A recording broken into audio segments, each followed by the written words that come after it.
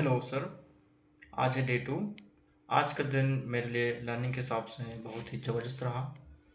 मैंने आज 3 अलग-अलग पावरफुल वीडियोज़ और पॉडकास्ट सुने, जिन्होंने मेरे लिए जो माइंडसेट है, प्रोडक्ट नॉलेज है और लॉन्ग टर्म विज़न वो पूरी तरीके से क्लियर कर दिया है। मैं आपसे उन तीनों वीडियो का जो मेन लर्निंग सोर्स है, वो आपके साथ शेयर करना चाहता हूँ। सर, सबसे पहले मैं आपको बता दूँ कि जो मैंने वीडियो सबसे पहले सुनी, जो है मरियम जी की लीडरशिप टॉक थी। जिसमें उन्होंने प्रिंसिपल और एथिक्स पर बात की है। मुझे उनकी एक बात बहुत ही डीपली हिट कर गई है, जो कि प्रिंसिपल मतलब जो हुसूल होते हैं, एक पहाड़ी हाईवे पर बने रेल्स की तरह होते हैं। ये हम पर पहाड़ी में पाबंदी नहीं लगाते हैं, बल्कि हमें खाई में रोकने से बचाती हैं। साथ ही उन्होंने जिग जिगलर का एक कोट दिया है, बिजनेस एथिक्स नाम की कोई चीज़ नहीं होती है, सिर्फ एथिक्स होते हैं। इस वीडियो से मैंने सीखा है कि मुझे अपनी टीम पर लोगों से कैसे बर्ताव करना है, और मुझे सुनी सुनाई बातों में कभी भी लोगों से जज नहीं करना है, और हमेशा पीपल ओवर प्रॉफिट्स, फायदे से ऊपर इंसान, ये हमेशा ये जो उसूल है उसको ध्यान रखना है। पैसे का लेन देन बिल्कुल क्लियर करना है ताकि रिश्ते खराब ना हो। और दूसरी वीडियो मैंने एक जो आईटी एसोसिएट डायरेक्टर की सुनी, जो प्रोडक्ट्स की प्रिसाइव्ड वैल्यू वर्सेस एक्चुअल वैल्यू मतलब दिखावा और असलियत पर थी। सर, इस ट्रेनिंग में मेरी आंखें खुल दी।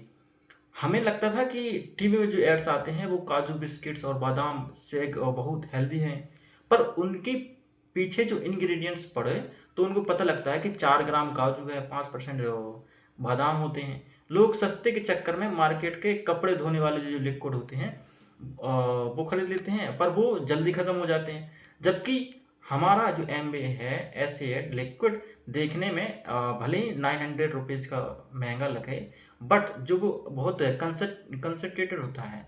1000 बार कपड़े भी धुल सकते हो उसी में, जो कि जिससे कॉस्ट पर यूज सिर्फ 9 रुपये आते हैं। सही सेम लॉजिक हमारी पर्सन्स ऑफ ग्रेड 1 DPM 76% और नेचुरल जो प्रोटीन होती है, नेचुरल प्रोटीन होती है, पर अप्लाई होता है।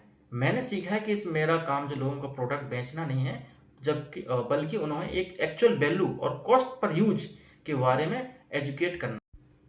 और आखिरी में मैंने सुना रतन टाटा सर का, सदगुरु जी का बहुत ही इंस्पायरिंग इंटरव्यू। इस पॉडकास्ट ने मुझे सिखाया है कि महान ऑर्गेनाइजेशन कैसे काम करती है, कैसे बनती है।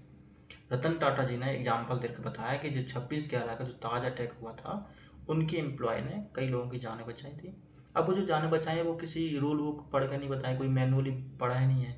वो जो ऑर्गेनाइजेशन के एथिक्स होते हैं, जो स्पिरिचुअल है, वो उनके संस्कार हैं, उस हिसाब से जो मानवता है ना, इस तरीके से कह सकते हैं। उन्होंने तब जाके वो बचाई, ये अंदर से आती है।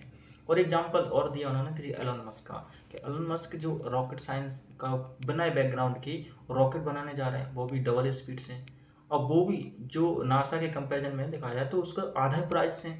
अब जो उनकी सोच होती है ना, एलन मस्क की सोच है कि हम ये कैसे कर सकते हैं, how do we do it.